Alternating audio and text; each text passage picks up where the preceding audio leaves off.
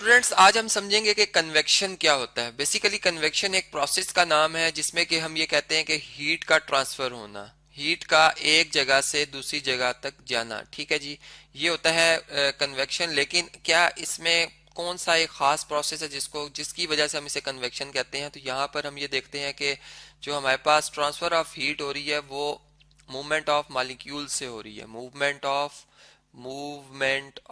Molecule से हो रही है। ठीक है, इसका मतलब कि ये जो कन्वेक्शन का प्रोसेस है वो जो है वो मॉलिक्यूल्स की मूवमेंट से होता है, जो कि सिर्फ और सिर्फ फ्लूइड्स में पॉसिबल है। मतलब फ्लूइड्स जो है वो हमारे पास एक जनरल टर्म है जिसमें कि लिक्विड भी आ जाते हैं और गैसेस भी आ जाती है। इसका मतलब जो कन्वेक्शन प्रोसेस है वो गैसेस में होता है और लिक्विड्स में होता है। ठीक है जी, तो ये बात तो हमें यहाँ से पता चली। फिर दूसरी बात ये कि कन्वेक्शन में होता क्या है आखिर।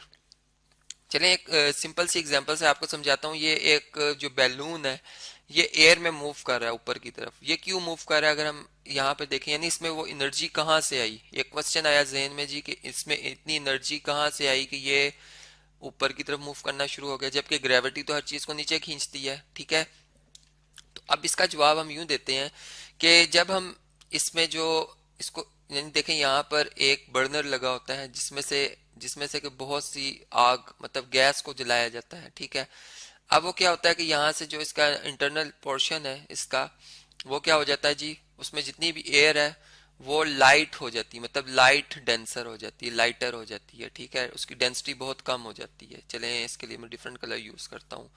इसकी डेंसिटी जो है वो, बल्कि कलर ये वाला ठीक रहेगा जी, इसकी डेंसिटी जो है वो बहुत ज्यादा हम क्या कर देते हैं जी, लाइट बना देते हैं। ठीक है, तो अब एयर जो है उसकी डेंसिटी तो ज्यादा होती है। ठीक है, तो अब एयर जो है वो मतलब ज्यादा डेंसिटी होने की वजह से, इसकी लाइट डेंसिटी होने की वजह से, ठीक है, तो जो मतलब ये कह सकते हैं कि जो एयर प्रेशर का मूवमेंट होती है, ठीक है, ये हम जानते हैं कि जो हाई प्रेशर से लो प्रेशर की तरफ जो है वो जो प्रेशर है ये मूव करता है, मतलब एयर प्रेशर हाई से लो की तरफ जो है वो मूव करेगा। ठीक है जी, ये इसकी डायरेक्शन है।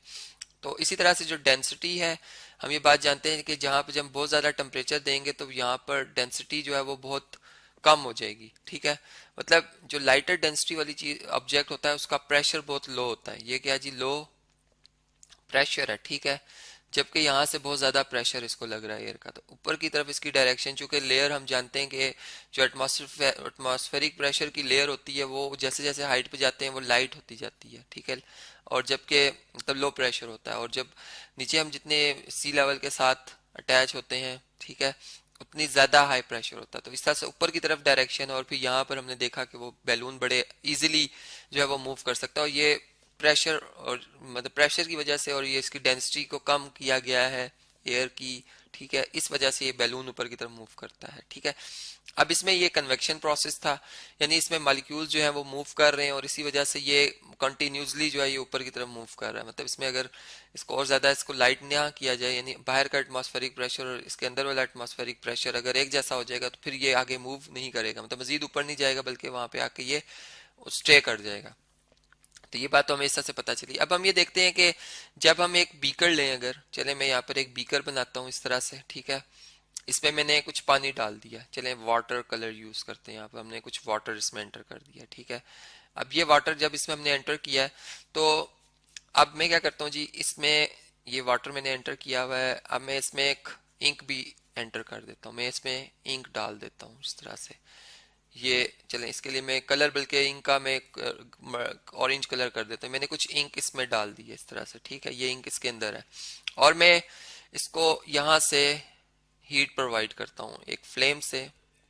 यहाँ से मैं इसे क्या करता हूँ जी, हीट प्रोवाइड करता हूँ। ठीक है, अब ये फायर है, ठीक है जी, हीट है जो कि इसमें एक एनर्जी प्रोवाइड करेगी। अब जो बॉटम पे वाटर मॉलिक्यूल्स हैं, ये मॉलिक्यूल्स जब हीट अप होंगे, ठीक है, इनकी डेंसिटी क्या होती जाएगी, लो होती जाएगी, मतलब ये एक दूसरे से दूर होते जाएंगे। ठीक है, ज्यादा जगह में कम मॉलिक्यूल्स आएंगे, ये मैं कहूंगा जी, डेंसिटी कम होने का ये मतलब होता है। तो इधर डेंसिटी कम होगी, ये ऊपर की तरफ मूव करना शुरू करेंगे। जिनकी डेंसिटी, ऊपर वाले मॉलिक्यूल्स जो कि कोल्ड है, ठीक है, ये कोल्ड वाटर है, इसकी डेंसिटी ज्यादा है। ठीक है जी, इसकी डेंसिटी हाई है। ठीक है, ये नीचे की तरफ मूव करेंगे, ये नीचे की तरफ मूव करेंगे इस तरह से।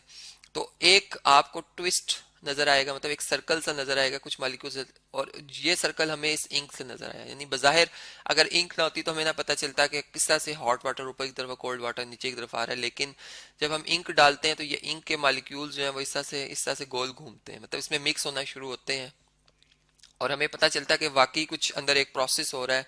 और वो प्रोसेस है कन्वेक्शन का, मतलब मॉलिक्यूल्स की मूवमेंट की वजह से जो हीट ट्रांसफर हो रही है, जो कि इस तरह से वो अपनी जगह तब्दील करते जा रहे हैं। अब ये प्रोसेस गैसेस में भी इसी तरह होता है, लेकिन अगर हम सॉलिड्स की बात करें तो सॉलिड्स में चूंकि मॉलिक्यूल्स जो होते हैं वो, मतलब जिससे वो मिल के बने हैं, वो अपनी जगह नहीं चेंज कर सकते, वाइब्रेट तो कर रहे होते हैं लेकिन वो इमूवेबल होते हैं, ठीक है।